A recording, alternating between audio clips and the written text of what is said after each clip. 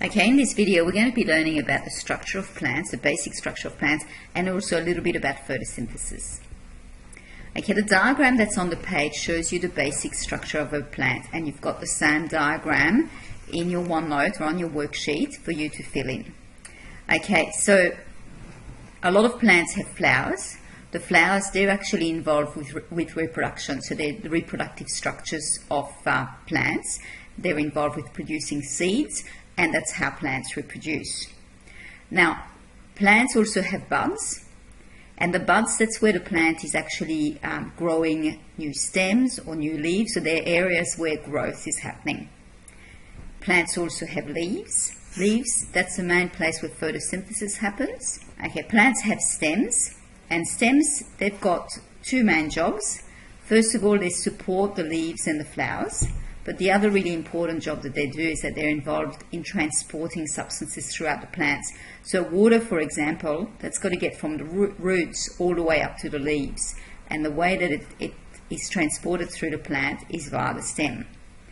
On the other hand, sugars that are made in the leaves, they've got to move down to the roots where they might be stored for a period of time. And then later on, when the plant, for example, at night, when the plant is no longer carrying out photosynthesis, the plant might need to break down some of the starch that's stored in the roots and then break it down into glucose, and then that glucose has to get to other parts of the plant. So again, the stem is going to be involved in transporting those substances throughout the plant.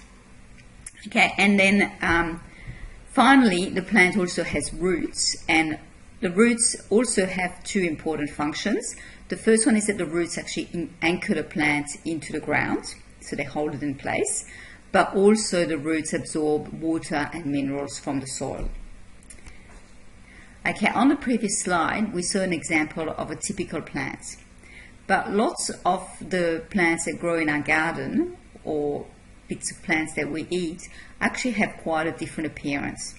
So, for example, lots of the vegetables that we eat are actually the leaves of plants. So you can see in this picture here, lots of examples of vegetables that are actually leaves of plants. So things like cabbage, for example, or lettuce, all of those are leaves of plants. Now, some of the vegetables we eat are actually the fruit of plants. So things like capsicum and tomatoes, they're actually fruit. They've got seeds inside them, so they're actually the fruit of the plant. But then also the things that we actually call fruit, that's obviously also the fruit of the plant.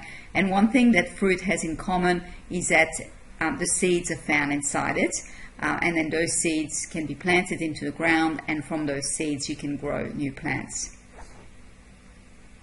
There are some vegetables that we eat that are actually the roots of plants. So things like carrots and potatoes, for example, they're part of the roots of the plant, and that's a part that we actually eat.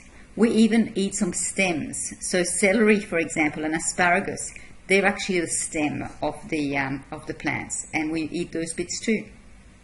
Okay, the next little bit of this video is about photosynthesis. Photosynthesis is a really important process because it's how plants use the sun's energy to make glucose, and then that glucose is transformed into the stuff that plants are made out of, the cellulose that the plants are made out of mainly. Okay, so the way that photosynthesis works is that the plant uses the sun's energy to convert carbon dioxide and water into glucose, which is a type of sugar, and oxygen.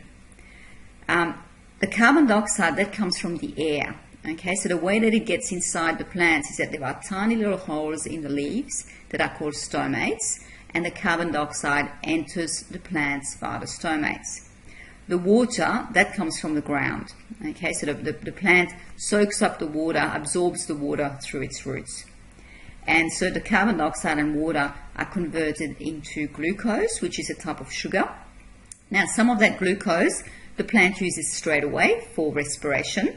Okay, so that's how the plant is able to generate energy for a lot of the processes that it needs. So it uses some of the glucose in respiration to release energy. But some of the glucose is converted to other things. So, for example, some of the glucose might be converted to starch. Some of the glucose as well can be converted to cellulose, and cellulose is the main material that plants are made out of. So for plants to grow, they need to make some cellulose.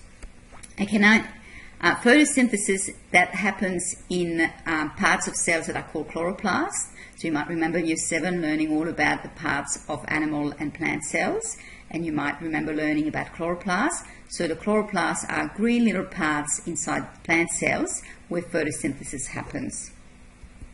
Now here we see an actual picture that's been taken looking through a microscope, and those little green dots there, they're the chloroplasts. Now inside those chloroplasts, there's a chemical substance called chlorophyll. It's a green pigment, and it's involved in photosynthesis, and it's what makes plants green. Now you might be wondering how we know so much about photosynthesis, and lots of experiments have been carried out, but I'm just going to mention 3 really important experiments that have been carried out. One really important experiment that was carried out involved growing a tree in a pot and weighing the tree and the soil that was in the pot. So this scientist called Van Helmont grew a tree in a pot. He weighed the amount of soil that was in the pot, and he also weighed the small tree shoot, and he found that there was about 90.9 kilograms of soil, and the shoot weighed 2.3 kilograms. And then he allowed the tree to grow for 5 years, only providing it with water. And what he found is that over that time, the tree grew to end up with a mass of 77 kilos. So it certainly did grow, but the amount of soil in the pot didn't change. The mass of the soil was still the same. So what he was able to show is that as plants grow, the mass that they gain is not coming from the soil. So they're not actually taking in the soil itself. They're growing from some other substances that could be either the water that was added to the plant or something from the air. And as we've learned more about photosynthesis over time, we actually now know that it's a combination of both. It's both carbon dioxide from the air and also the water that the plant absorbs through its roots. Okay, another really important experiment that's taught us a lot about photosynthesis is an experiment that was set up by Priestley. So what he did is he placed a mouse inside a bell jar with a candle. And what he found is that after a period of time, the mouse actually passed out. And what he worked out is that the candle was using up something in the air that the mouse needed to survive. We now know that substance is oxygen, but in those days he didn't actually know that it was oxygen. He then repeated the same experiment, but this time he placed a plant inside the jar.